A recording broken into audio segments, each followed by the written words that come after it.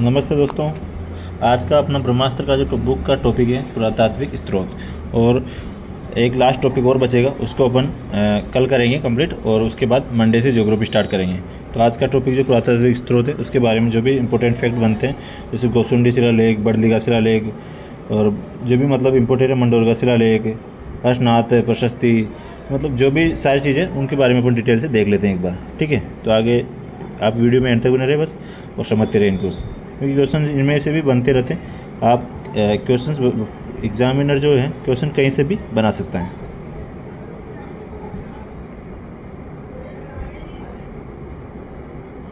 Start करते हैं। प्रमुख शिलालेख है। पहले प्रमुख शिलालेखों से संबंधित जो पुरातात्विक स्रोतों में क्या है, प्रमुख शिलालेख। पहला है बड़लिगा शिलालेख, जो 1443 ईस्वी पूर्व का है और बिनाई अजमेर में है। कहाँ पे? बिनाई अजमेर में। राजस्थान का सबसे प्राचीनतम अभिलेख कौन सा है? बड़ली के पास जो भीलोट माता का मंदिर से प्राप्त हुआ है। कहाँ से प्राप्त हुआ है? भीलोट माता मंदिर से प्राप्त हुआ है। नेक्स्ट है ब्राह्मी लिपि में उत्कीर्ण है। कौन सी भाषा में? ब्राह्मी लिपि में उत्कीर्ण है। बड़लिगा शिलालेख बिनाई अजमेर में है। आगे देखते हैं।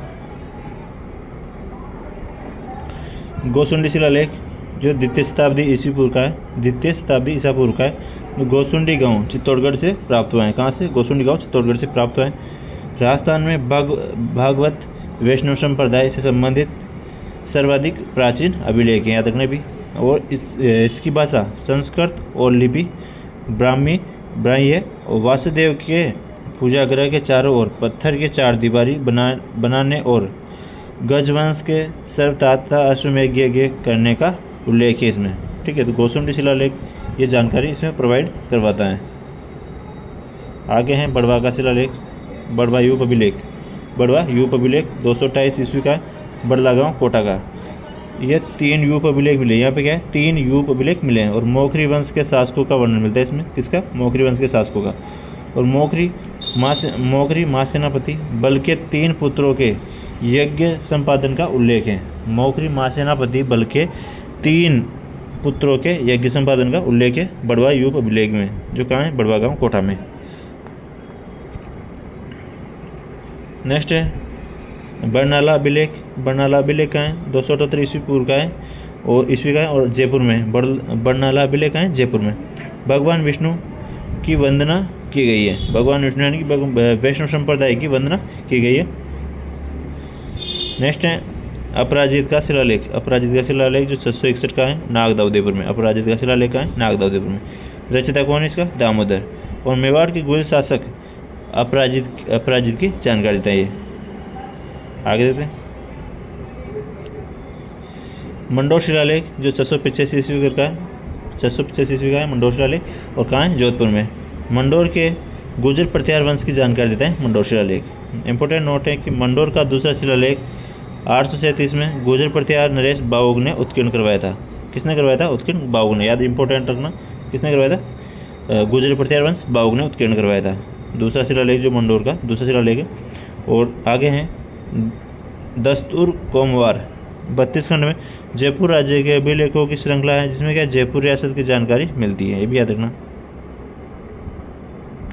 आगे देखते हैं। दोस्तों वीडियो अच्छी लगे तो वीडियो को लाइक कर दो सभी, और चैनल को सब्सक्राइब कर लो जो भी चैनल पे नए आओ। ठीक है, आगे देखते हैं। मानमोरी अभिलेख। मानमोरी अभिलेख 713 ईस्वी का। चित्तौड़ की प्राचीन स्थिति व मौर्य वंश जो चित्रांगद मौर्य का उल्लेख मिलता है इसमें की जानकारी मिलती है। चित्तौड़ की प्राचीन स्थिति व मौर्य वंश के साथ साथ चित्रांगद मौर्य की जानकारी मिलती है किसमें? मानमोरी अभिलेख में, जो 713 ईस्वी का है। और चित्तौड़ के पास मानसरोवर झील के तट पर कर्णा जेम्स स्टोर को मिला था। यह भी याद रखना। कहाँ पे? चित्तौड़ के पास मानसरोवर झील के तट पर कर्णा जेम्स स्टोर को मिला था। कर्णा जेम्स स्टोर इंग्लैंड जा रहे थे। इंग्लैंड जा रहे थे, तब भारी होने के कारण इसे समुद्र में फेंक दिया था। याद रखना, मानमोरी शिलालेख को क्या समुद्र में फेंक दिया था कर्णा जेम्स स्टोर को। वो इसको समुद्र से इंग्लैंड लेके जा रहे थे। आगे हैं बचकुला अभिलेख 815 ईस्वी का है। बचकुला अभिलेख जो बिलाड़ा के पास बचकुला गांव जोधपुर से प्राप्त हुआ है। वो प्रत्यार शासक वत्सराज के पुत्र नागभट्ट के काल का है। बचकुला अभिलेख है वो नागभट्ट के काल का है। वत्सराज का पुत्र था नागभट्ट, उसके समय का है। आगे देखते हैं। गटियाला शिलालेख 861 ईस्वी में, गटियाला शिलालेख 861 ईस्वी का है और गटियाला प्लोदी में, गटियाला का है प्लोदी से प्राप्त हुआ है। और मंडोर के प्रत्यार वंश की उत्पत्ति का उल्लेख इसमें याद रखना। और प्रत्यार वंश के राजा हरिश्चंद्र और उसके उत्तराधिकारियों का वर्णन इसमें। यह शिलालेख कक्कू के समय संस्कृत और प्राकृत भाषा में लिखा गया था, ये भी याद रखना। और मग जाति के ब्राह्मणों व जैन मंदिर के निर्माण का उल्लेख है। नेक्स्ट है नाथ प्रशस्ति। नाथ प्रशस्ति का रचयिता कौन है? वेदांग मुनि के शिष्य आम्र कवि। वेदांग मुनि के शिष्य कौन थे? आम्र मुनि जो है नाथ प्रशस्ति के रचयिता है। उदयपुर के लकुलिश मंदिर में लगी है नाथ प्रशस्ति और शिलालेख को उदयपुर के लकुलिश मंदिर में लगे शिलालेख को नाथ प्रशस्ति कहा जाता है। ठीक है, याद रखना। और संस्कृत भाषा में मेवाड़ का इतिहास लिखा हुआ है नाथ प्रशस्ति में। नेक्स्ट है हर्षनाथ की प्रशस्ति। हर्षनाथ की प्रशस्ति जो 973 ईस्वी की है और हर्षनाथ जो सीकर में है, हर्षनाथ सीकर से प्राप्त हुई है हर्षनाथ की प्रशस्ति। चौहान शासक विग्रहादित्य के समय की है और हर्षनाथ मंदिर का निर्माण अलट के द्वारा किए जाने का वर्णन किया गया मिलता है। जो हर्षनाथ प्रशस्ति में क्या है? हर्षनाथ जो मंदिर है उसका निर्माण अलट द्वारा किए जाने का वर्णन मिलता है। और चौहान शासकों की जानकारी पशुपत संप्रदाय से संबंधित गुरु विश्वरूप का उल्लेख मिलता है, ये भी याद रखना इंपॉर्टेंट है। नेक्स्ट है बिजोलिया अभिलेख जो 1170 का है। जैन श्रावक लोलाक द्वारा ये लेख बिजोलिया भीलवाड़ा के पार्श्वनाथ मंदिर में एक चट्टान पर उत्कीर्ण किया गया था। कौन सा? बिजोलिया अभिलेख। आगे देखते हैं जो बिजोलिया अभिलेख है उससे संबंधित जानकारी है। रचयिता कौन है? गुणभद्र और उत्कीर्णकर्ता कौन है? गोविंद। भाषा कौन सी है? संस्कृत भाषा है। और इसमें क्या है? चौहानों को वत्स गोत्रीय ब्राह्मण बताया गया है, याद रखना इस चीज़ को आप कि चौहानों को वत्स गोत्रीय ब्राह्मण बताया गया है इसमें बिजोलिया शिलालेख में, बिजोलिया अभिलेख में। आगे है कि इसमें प्राचीन स्थानों को जबालीपुर, याद रखना प्राचीन स्थानों को जबालीपुर जालोर और शाकंभरी जबालीपुर को जो जालोर का प्राचीन नाम, इसमें प्राचीन स्थानों को जालोर का जबालीपुर, सांबर का शाकंभरी और भीनमाल का याद ना श्रीमाल की जानकारी मिलती है। तो जबालीपुर, शाकंभरी और श्रीमाल की जानकारी मिलती है। तो जबालीपुर तो कहाँ है? जालोर में, शाकंभरी सांबर में और श्रीमाल भीनमाल। आगे देखते हैं यह भी लेख पृथ्वीराज चौहान तृतीय के पिता सोमेश्वर के काल का है, यह भी याद रखना। आगे देखते हैं इस शिलालेख से ज्ञात होता है कि विग्रहराज चतुर्थ ने दिल्ली को अपने अधीन किया था। इसकी जानकारी किसमें मिलती है? बिजोलिया अभिलेख में। नेक्स्ट है नेमिनाथ या आबू मंदिर प्रशस्ति जो 1230 की है और रचना सोमेश्वर देव या शुभचंद्र द्वारा इसकी रचना की गई थी। सुरथोत्सव काव्य के लेखक हैं। आगे देखते हैं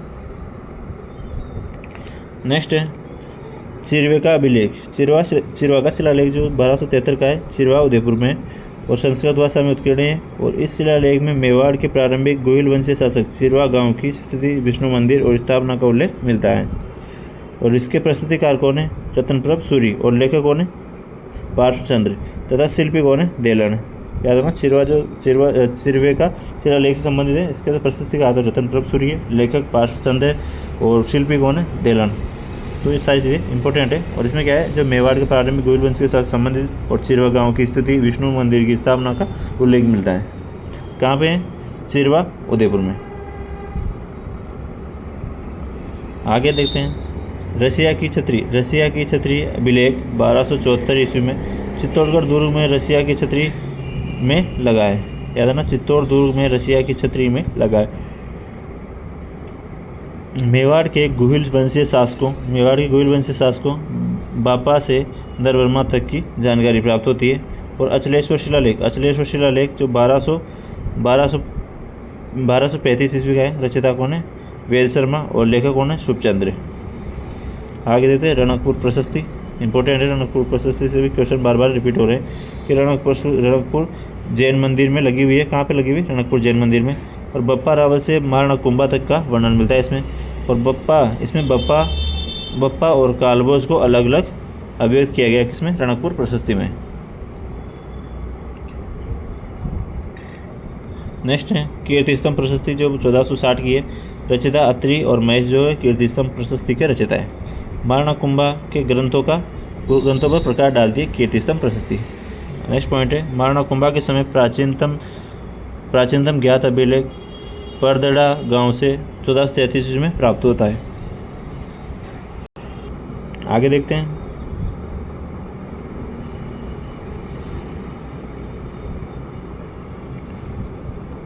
नेक्स्ट है कुंभलगढ़ प्रशस्ति। कुंभलगढ़ प्रशस्ति जो है 1460 ईस्वी की है। रचयिता महेश है और लिपि देवनागरी और भाषा कौन सी है? संस्कृत। लिपि तो कौन सी है? देवनागरी और भाषा संस्कृत है। मेवाड़ की भौगोलिक सामाजिक जानकारी प्राप्त होती है इससे। और मेवाड़ महाराणाओं की वंशावली का वर्णन भी इसमें मिलता है। बप्पा रावल को विप्रवंशीय बताया गया, विप्रवंशीय मतलब ब्राह्मण बताया गया किसमें? कुंभलगढ़ प्रशस्ति में। इंपॉर्टेंट है कुंभलगढ़ प्रशस्ति, वेरी वेरी इंपॉर्टेंट, लगा लो इसको। नेक्स्ट है एकलिंगजी मंदिर। एकलिंगजी मंदिर जिसकी जो एकलिंगजी मंदिर प्रशस्ति कब 1488 में उत्कीर्ण की गई थी। लेखक कौन है? महेश भट्ट। और महाराणा रायमल ने एकलिंगजी मंदिर का जीर्णोद्धार कर इस प्रशस्ति को सूत्रधार अर्जुन से उत्कीर्ण करवाया। नेक्स्ट बप्पा रावल के संन्यास लेने का वर्णन इसमें एकलिंग मंदिर प्रशस्ति में। नेक्स्ट है रायसिंह की प्रशस्ति जो 1559 की है और बीकानेर दुर्ग के सूरज पोल द्वार पर लगी हुई है और बीकानेर महाराजा रायसिंह ने लिखवाई थी। रचयिता जैन मुनि जैता है और संस्कृत भाषा में और राव बीका से रायसिंह तक का इतिहास है। ठीक है दोस्तों, मैं मतलब इसमें है जो आपका रिवीजन करवा रहा हूँ, ऐसा मत समझना कि आप इतनी जल्दी क्यों करवा रहे हो। मैं आपका रिवीजन करवा रहा हूँ। मैं एक एक चीज़ को अगर करने लगूँ तो एक दिन में कैसे टॉपिक कंप्लीट होगा आप बताओ। क्योंकि उसकी टॉपिक से संबंधित पूरी जानकारी लेनी होती है उसमें, अपन उसका रिवीजन कर रहे हैं बस। ठीक है, तो आपको अगर वीडियो अच्छी लगे तो वीडियो को लाइक कर दो और चैनल को सब्सक्राइब कर लो और बेल आइकन प्रेस कर लेना जिससे कि नोटिफिकेशन मिल जाए आपको जिससे वीडियो अपलोड हो। और अपने दोस्तों तक भी शेयर कर दिया करो इसको। और नोट्स PDF चाहिए तो डिस्क्रिप्शन में टेलीग्राम का लिंक है, वहाँ जाके आप टेलीग्राम ज्वाइन कर लेना। वहाँ पर आपको चतुश्रेणी के, पटवार, सेकंड ग्रेड सबके नोट्स वहाँ पे अवेलेबल हो जाएंगे बिल्कुल फ्री में। आगे देखते हैं। नेक्स्ट है जगन्नाथ राय प्रशस्ति 1652 ईस्वी में। जयपुर के जगदीश मंदिर में मेवाड़ शासकों की जानकारी जो है संस्कृत भाषा में उत्कीर्ण है। याद रखना, जगन्नाथ राय प्रशस्ति में क्या है? उदयपुर के जगदीश मंदिर में मेवाड़ शासकों की जानकारी जो संस्कृत भाषा में उत्कीर्ण है और रचयिता कौन है? कृष्ण भट्ट। आगे हैं बेड़वास गांव की प्रशस्ति जो 1668 की है और महाराणा राज सिंह के समय की है और भाषा मेवाड़ी है और लिपि नागरी है। याद रखना। नेक्स्ट है राज प्रशस्ति। ये वेरी वेरी इंपॉर्टेंट लगा लेना राज प्रशस्ति को भी।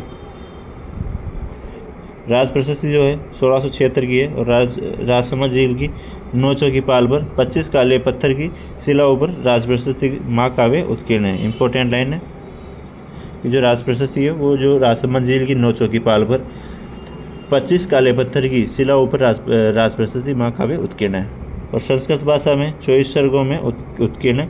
कुल 1106 श्लोक इसमें। और रचयिता कौन है? रणछोड़ तेलंग ने महाराणा राज सिंह से आदेश से लिखी थी। किसने? रणछोड़ तेलंग ने महाराणा राज सिंह के आदेश पर लिखी थी राज प्रशस्ति। आगे विश्व की सबसे बड़ी प्रशस्ति है राज प्रशस्ति और मेवाड़ का इतिहास लिखा हुआ है राज प्रशस्ति भी याद रखना। आगे देखते हैं तो मुगल मेवाड़ संधि का वर्णन भी मिलता है राज प्रशस्ति में। आगे देखते हैं ताम्रपत्रों से संबंधित। जो ताम्रपत्र है, ताम्रपत्र भी क्या है? पुरातात्विक स्रोतों के अंतर्गत आते हैं। तो इनसे संबंधित देख लेते हैं कौन कौन से हैं। पहला है आहाड़ के ताम्रपत्र जो 1206 के हैं। गुजरात के मुराज से लेकर भीमदेव द्वितीय तक सोलंकी राजाओं की वंशावली है, याद रखना। और आगे देखते हैं जो नेक्स्ट है खेरोदा के ताम्रपत्र जो 1437 के और महाराणा कुंभा द्वारा दान किए गए खेतों के आसपास से गुजरने वाले मुख्य मार्ग उस समय प्रचलित मुद्रा की जानकारी मिलती है इसमें खेरोदा के ताम्रपत्र में। नेक्स्ट है सीकली ताम्रपत्र जो 1483 का है और किसानों से वसूल की जाने वाली लाख भाग का पता चलता है सीकली ताम्रपत्र से। आगे हैं पूर्व भीलवाड़ा का ताम्रपत्र। पूर्व भीलवाड़ा का ताम्रपत्र जो है 1535 का है और हाड़ी रानी कर्मावती द्वारा जौहर में प्रवेश करते समय भूमि अनुदान की जानकारी मिलती है। हाड़ी रानी कर्मावती है वो जौहर में जाने से पहले अपनी भूमि का अनुदान करती है तो उसकी जानकारी मिलती है पूर्व जो ताम्रपत्र है भीलवाड़ा में उससे। चित्तौड़ का बहादुर शाह के आक्रमण की जानकारी मिलती है, ये भी इम्पोर्टेंट है। नेक्स्ट जो अपने राजस्थान के सिक्के जो पुरातात्विक स्रोतों के अंतर्गत ही आते हैं। और दोस्तों अगर आपको किसी भी चीज़ की PDF चाहिए, आपको राजस्थान ज्योग्राफी, कल्चर, हिस्ट्री या जो ब्रह्मास्त्र की PDF चाहिए या फिर 4th ग्रेड के नोट्स, गाइड, किसी भी PDF चाहिए तो आप बस उसका मुझे PDF का मतलब बुक्स का किताब का नाम कमेंट कर देना, मतलब इसमें लिख देना, किसमें मैं आपको नंबर देता हूँ व्हाट्सएप, वहाँ पे आप मैसेज कर दीजिएगा।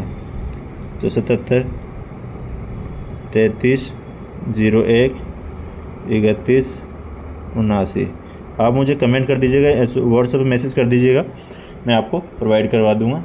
जिस भी आप बुक का नाम लोगे वो आपको PDF मिल जाएगी उसकी, ठीक है। तो आप मुझे व्हाट्सएप मैसेज कर देना इस पर। आगे देखते हैं। राजस्थान में सबसे पहले आदि मुद्राएं पंचमार सिक्के मिले। पंचमार सिक्कों का प्रचलन भारत में 5वीं से 2री शताब्दी ईस्वी पूर्व में था, याद रखना ये भी। आगे देखते हैं। 10वीं से 11वीं शताब्दी में प्रचलित सिक्कों पर गधे की आकृति मिलती थी।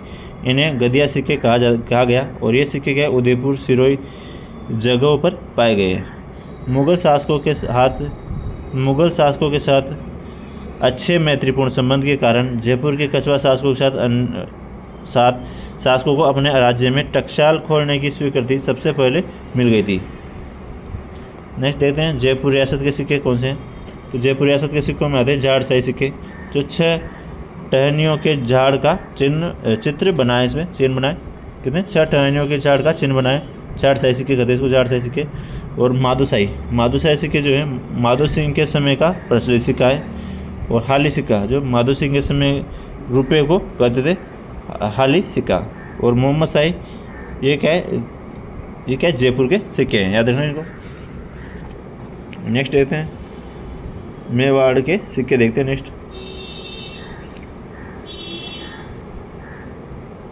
मेवाड़ के सिक्के में आएंगे, मेवाड़ में तांबे के सिक्के देखते हैं। डीगला, त्रिशूलिया, बिलाड़ी, भिडरिया, ये क्या है तांबे के सिक्के हैं मेवाड़ के। और एलची सिक्का कौन सा है, एलची सिक्का देखते हैं। चित्तौड़ विजय के बाद अकबर ने मेवाड़ में जारी किया था एलची सिक्का, याद रखना इसको।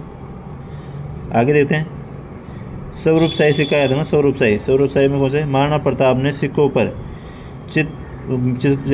पर चित्रकूट, उदयपुर तथा दूसरी तरफ दोस्ती उल्लंघन लिखाया। तो ये क्या स्वरूपशाही सिक्के थे जिन पे क्या है चित्रकूट, उदयपुर तथा दूसरी तरफ क्या है दोस्ती उल्लंघन लिखाया था। अन्य सिक्के कौन कौन से हैं। अन्य सिक्कों में उदयपुरी, चित्तौड़ी, चांदोड़ी, फतेहशाही, नाथद्वारी और आलमशाही, ये क्या है सिक्कों के ही प्रकार हैं, याद रखना। गंगाशाही सिक्के जो कहाँ के बीकानेर के, इन पर एक और महारानी विक्टोरिया का चेहरा तथा इसके चारों ओर अंग्रेजी में विक्टोरिया एक्सप्रेस लिखा हुआ है। किस पे, गंगाशाही सिक्के पर, जो बीकानेर में। और इसमें क्या है एक तरफ तो क्या है महारानी विक्टोरिया का चेहरा बना हुआ है और चारों ओर क्या है इसमें विक्टोरिया एक्सप्रेस लिखा हुआ है। दूसरी तरफ महाराजा गंगा सिंह बहादुर अंकित है। आगे देखते हैं। आगे है 31 रुपया, जो 1838 में कुचामन के ठाकुर महाराणा मानसिंह से आज्ञा प्राप्त कर चांदी का कुचामनी सिक्का बनाया, जिस पर क्या आलमशाही द्वितीय का 31वां राज्यवर्ष लिखा होने से 31 कहलाया। और क्या इंपॉर्टेंट नोट है कि इंडो सासेनिक सिक्के 5वीं सदी में राजस्थान में हूणों के आगमन को बताते हैं। कौन से, इंडो सासेनिक सिक्के जो है वो 5वीं सदी में राजस्थान में हूणों के आगमन को बताते हैं, याद रखना। आगे देखते हैं। जैसलमेर में तांबे का सिक्का डोलिया या डोडिया कहलाता है। जैसलमेर में तांबे का सिक्का क्या कहलाता है, डोलिया या डोडिया। ब्रिटिश सत्ता की स्थापना के बाद कलदार रुपये का प्रचलन हुआ और धीरे धीरे राजपूत राज्यों में डलने वाले सिक्के बंद हो गए। नेक्स्ट देखते हैं अन्य रियासतों के सिक्के देख लेते हैं। कौन सी रियासत में कौन कौन से सिक्के थे देख लेते हैं। तो जैसलमेर का कौन सा है, अक्केशाही। जोधपुर का गजशाही, विजयशाही और डप्पूशाही। बीकानेर का कौन सा है? आलमशाही और मुगलिया। सोजत वाली का है लिल्लुलिया और लल्लूशाही। अलवर का है रावशाही। भरतपुर का है शाह आलमी। और झालावाड़ का कौन सा है? मदनशाही। धौलपुर का कौन सा है? तमचाशाही। नेक्स्ट है करौली का है मानसशाही। प्रतापगढ़ का है सालिमशाही और कोटा का है गुमानशाही। तो दोस्तों आपको वीडियो कैसी लगी? वीडियो अच्छी लगी तो वीडियो को सभी लाइक कर देंगे और चैनल को सब्सक्राइब कर लेंगे। ठीक है, चैनल को सब्सक्राइब करके बेल आइकन प्रेस जरूर कर लेना सभी, जिससे आपको कहे वीडियो जैसे अपलोड होगी सबसे पहले नोटिफिकेशन मिल जाएगी। तो मिलते हैं नई वीडियो में, तब तक के लिए जय हिंद जय भारत। मतलब आपको एक बात बता दूँ, कल लास्ट क्लास रहेगी राजस्थान हिस्ट्री ब्रह्मास्त्र बुक रिवीजन की। उसके बाद अपन संडे सैटरडे संडे तो मैं एबसेंट रहूँगा, मतलब मैं कहीं बाहर जा रहा हूँ, बीकानेर जा रहा हूँ तो मैं एबसेंट रहूँगा। उसके बाद मंडे से अपन ज्योग्राफी स्टार्ट कर देंगे। ठीक है, तो मंडे से आपके ज्योग्राफी स्टार्ट हो जाएगी। ज्योग्राफी के सारे टॉपिक्स को डेली अपन एक एक दो कंप्लीट करते हुए सारे को कंप्लीट कर लेंगे। ठीक है, तो आप वीडियो को लाइक कर देना और चैनल को सब्सक्राइब करके बेल आइकन प्रेस कर देना और अपने दोस्तों तक भी शेयर कर देना। जय हिंद जय भारत दोस्तों।